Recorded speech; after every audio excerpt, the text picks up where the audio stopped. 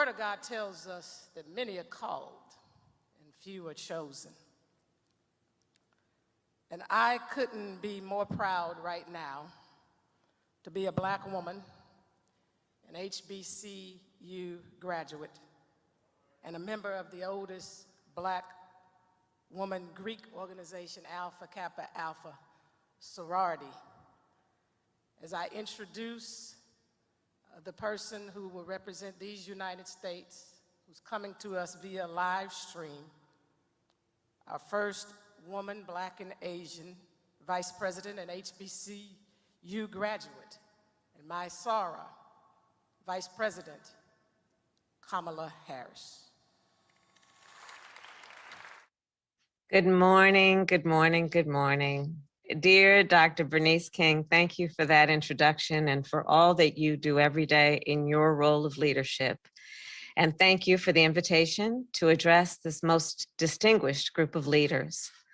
I also want to thank Presiding Bishop Michael Curry, Pastor Sam Collier, and all those taking the stage today for sharing your words and your wisdom and encouraging us to fight on, born out of the optimism that we must hold, grounded in our faith. I also want to thank members of Congress who are there and part of this important occasion, including your own Reverend Raphael Warnock, and the members of our administration who are part of this, state and local leaders, activists and organizers, for coming together on this very special day in this most special place. As some of you know, last week I was honored to once again visit your historic sanctuary together with members of the King family. And it is an honor to be with you today as our nation remembers the Reverend Dr. Martin Luther King Jr. As has been said, as is known throughout the world, Dr. King was a prophet. He was a prophet in that he saw the present exactly as it was and the future as it could be. And he pushed our nation toward that future. Dr. King pushed even as his character was maligned. He pushed even as his family's life was threatened. He pushed even as his own life was in jeopardy. He pushed for racial justice, for economic justice, and for the freedom that unlocks all others, the freedom to vote. Today, our freedom to vote is under assault. In Georgia and across our nation, anti-voter laws are being passed that could make it more difficult for as many as 55 million Americans to vote. 55 million Americans. That is 1 out of 6 people in our country. And the proponents of these laws are not only putting in place obstacles to the ballot box, they are also working to interfere with our elections, to get the outcomes they want, and to discredit those they do not.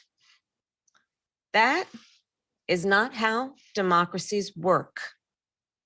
We know the threat we face. We know that this assault on our freedom to vote will be felt by every American, in every community, in every political party. We know that if we stand idly by, our entire nation will pay the price for generations to come. You know, I'm reminded of the words of Dr. King's partner, a great American leader, and his partner in the struggle, yes, Coretta Scott King, who said, freedom is never really won.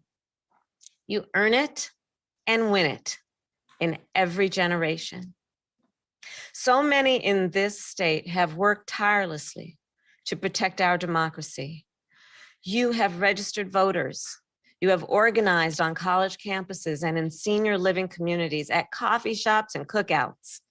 You have worn out the soles of your shoes, going door to door to get out the vote. And last week, the president and I visited Atlanta to deliver a message. It is time for the United States Senate to do its job. A landmark bill, as we all know, sits before the United States Senate, the Freedom to Vote John R. Lewis Act. This bill represents the first real opportunity to secure the freedom to vote since the United States Supreme Court gutted the Voting Rights Act nearly a decade ago. And the Senate must pass this bill now. You know, it was more than 55 years ago that men, women, and children marched from Selma to Montgomery to demand the ballot. When they arrived at the state capitol in Alabama, Dr. King decried what he called normalcy. The normalcy, the complacency that was denying people the freedom to vote. As Dr. King said, the only normalcy he would accept is the normalcy that recognizes the dignity and worth of all God's children.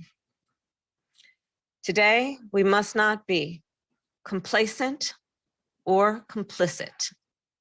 We must not give up, and we must not give in. To truly honor the legacy of the man we celebrate today, we must continue to fight for the freedom to vote, for freedom for all. Thank you all. May God bless you, and may God bless America. Have a good morning.